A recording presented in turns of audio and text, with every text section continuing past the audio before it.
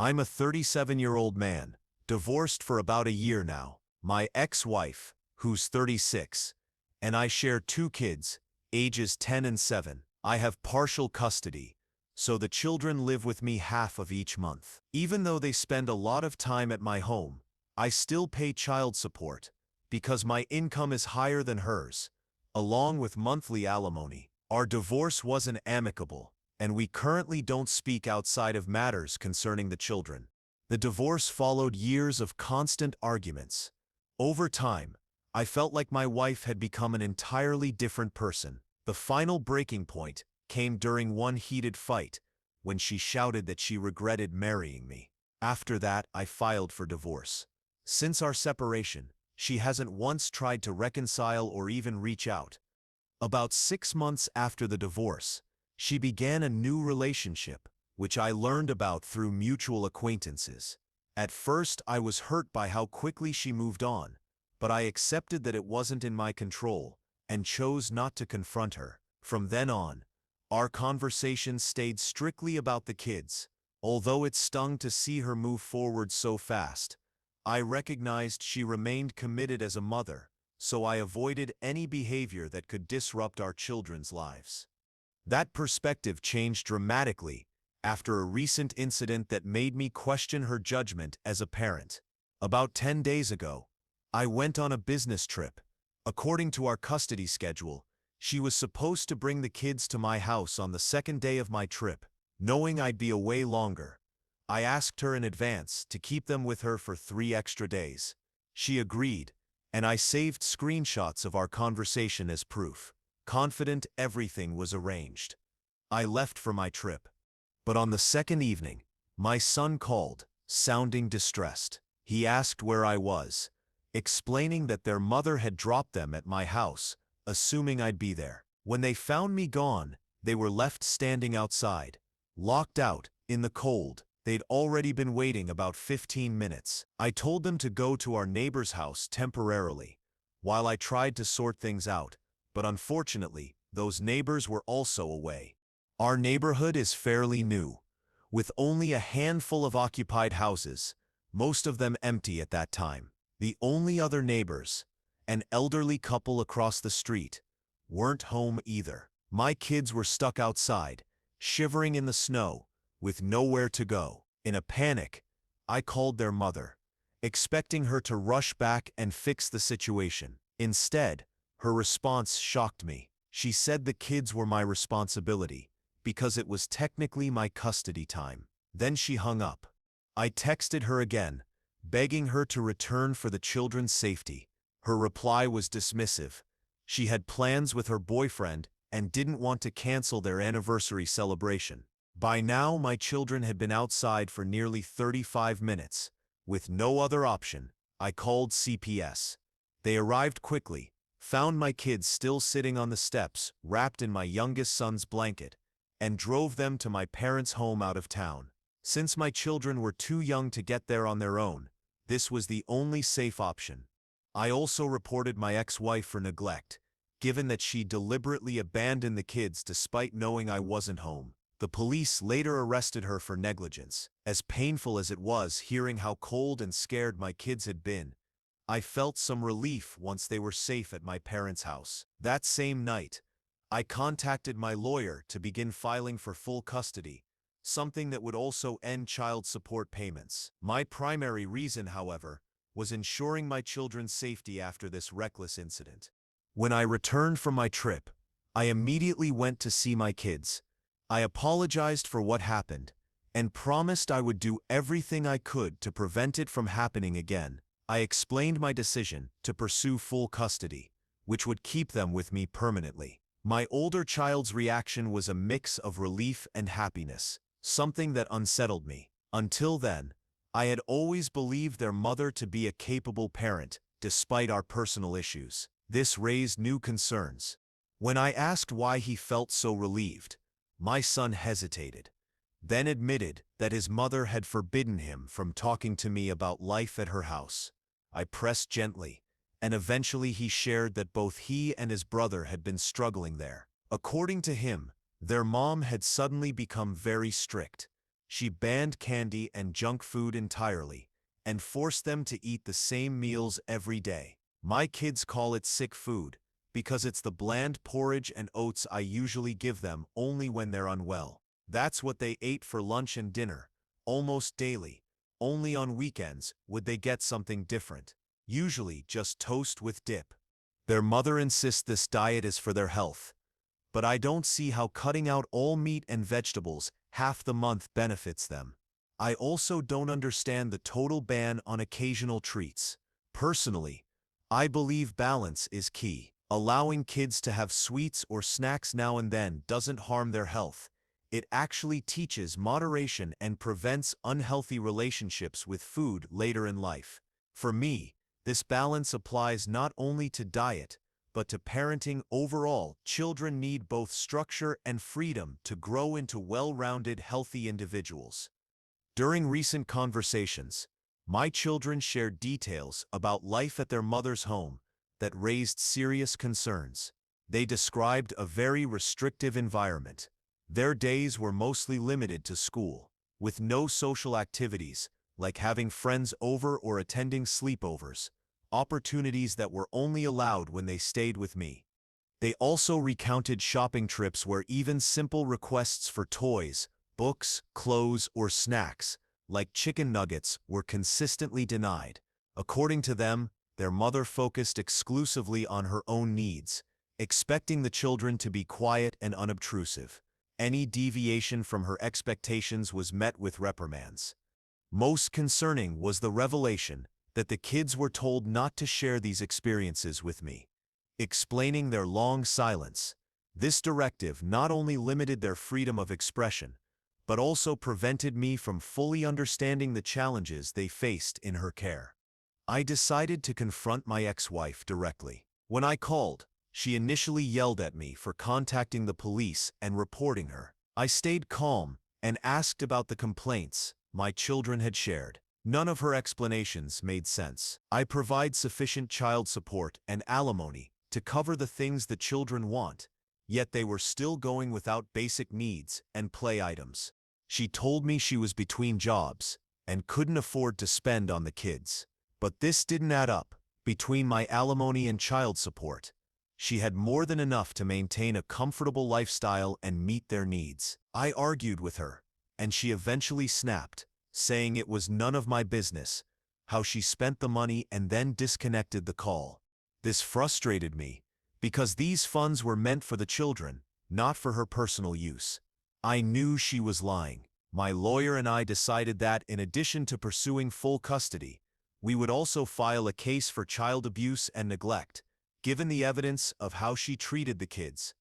The situation escalated after her decision to leave the children outside in the cold, which led to criminal charges. This incident, combined with my custody action, highlighted the seriousness of her behavior. About 1 to 2 weeks after these events, she finally reached out, after being formally notified of the legal actions. She displayed emotional distress, but I found it insincere. During our separation, she had never reached out to ask about our children or tried to repair our relationship. Her sudden concern appeared motivated more by the risk of losing custody and financial support than by genuine care. During our conversation, she attempted to frame her actions as a misguided attempt to provoke me, even suggesting plans to regain custody. I did not waver. I clearly expressed my lack of trust in her ability to safely care for our children, given her recent behavior and ongoing legal issues. She then shifted her argument to financial necessity, citing unemployment and reliance on child support. This reinforced my concern that her motives for seeking custody were financial rather than rooted in the children's best interests. At that point, I was convinced that her main goal was maintaining income from child support, not their welfare. As I was about to end the call, her friend and attorney intervened, urging her to focus on the lawsuit rather than money. She then tried to argue that my child protection lawsuit was unfair, claiming she was already overwhelmed by criminal charges and custody proceedings.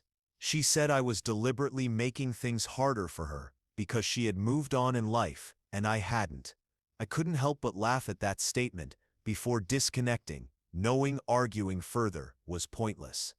Since then, I have focused on work and caring for my children. I've arranged for babysitters when I'm away, and my mother is currently living with me to help. Yesterday, my mom called to say my ex-wife had come to the door and refused to leave without speaking to me. I told her to put her on the phone. I clearly explained the potential consequences of her behavior, including the possibility of a restraining order if it continued. Instead of addressing these concerns, she complained about how I was supposedly ruining her life and asked me to drop the lawsuit to relieve her stress. She detailed the pressures she faced: criminal charges, the custody battle, and the lawsuit. I had already coordinated with work to accommodate court appearances, ensuring my responsibilities were unaffected. She cited financial and time constraints as barriers, yet previously refused to act responsibly when the kids were in danger. I reminded her that her current difficulties were the result of her own actions. While I may have spoken sharply, it was primarily in response to her ongoing neglect and dishonesty toward our children. Despite receiving monthly alimony and child support, she deprived the kids of a safe and nurturing home and silenced them from sharing their experiences. Pursuing legal action and full custody is a fair response to her repeated failures as a parent. During our last call, she began crying and accused me of being cruel, claiming it was unfair that she might lose custody. I disconnected, focusing on my children's well-being. I knew then that their return to her care was not an option, and I remained committed to ensuring their safety while discontinuing child support payments for as long as necessary. She didn't think she had any chance given the circumstances. On top of that, I was planning to sue her as well, and she claimed it wasn't fair. Initially, I felt a bit guilty, even though I told her during the call that there was nothing she could do now. AITA for suing my ex-wife for neglecting our kids, even though she was already facing charges in a custody case. Update 1. Hi everyone. 2 days have passed since my last post, and after talking with my parents and friends, I realize there's no reason to feel guilty. I now know that the money I was sending her for the kids was not being used for them. It was being spent entirely on herself. My ex-wife and I don't follow each other on social media, and I'm not in regular contact with our mutual friends because of work. But after posting here and discussing it with my parents, I spoke with a few friends. Their insights, combined with my children's observations, suggested that her claims of financial hardship didn't match her lifestyle. The kids mentioned that she would leave them with neighbors or relatives while she went out, which raised further concerns. Their hesitation to talk about these situations suggested she had instructed them to keep it from me. Recognizing the importance of this information, I decided to set aside my initial principles of respecting her post-divorce privacy. I accessed her social media through a friend's account and discovered a very different reality. Her profiles showed a vibrant social life: parties, club outings, beach trips, and vacations with her boyfriend, all of which appeared expensive. This directly contradicted the financial struggles she had told me about, including an inability to afford legal representation. It looked nothing short of a social media influencer's feed, which shocked me. My friends hadn't spoken up earlier because they didn't think it was their place, and I understand that after the divorce, I had distanced myself from many old friends. Now it was clear she had lied to secure more money from me. She was even willing to mistreat our children to save money instead of spending it on them. I no longer feel guilt. She deserves the consequences of her actions. Update 2. Hi folks, thanks for all the comments and support. My ex-wife and I are currently in the middle of the lawsuit, with our second hearing scheduled soon. She gave up the custody battle quickly, agreeing to terminate her parental rights because she couldn't afford her lawyer for all 3 cases. The kids are now fully under my custody, and I can finally feel relief knowing they're safe. The lawsuit is also progressing in my favor. An unexpected call from her boyfriend only increased my frustration. He seemed to try to gain my sympathy by sharing their struggles, but it had the opposite effect. It highlighted how my ex-wife prioritized her new relationship over the well-being of our children, which I found deeply concerning. Recording the call proved useful. He claimed she was working hard through freelance work to support herself, our children, and him. Yet this conflicted sharply with her social media, which showed frequent outings and expensive leisure activities. He could not explain the discrepancy satisfactorily, only suggesting that appearances were misleading. He also admitted she was financially supporting his education from her savings, further undermining her claims of financial hardship. This conversation strengthened my resolve to pursue the children's best interests through the ongoing legal proceedings. I hung up and blocked him. Once I realized where all the money was going and why the children had been deprived, despite my regular child support payments. She will have to answer for this in court. Update 3. Hey everyone. Long time no see. Thank you for your concern. I'm doing much better now, and so are the kids. They seem happy here, and rarely talk about their mother. She lost the case, and now owes me a substantial amount of money. She can no longer misuse her funds on vacations and parties. It was surprising to see someone in her late 30s with 2 kids spend so recklessly, but that is no longer my concern. The children are safe, their lives are stable, and I have moved on. Thank you again for all the love and support.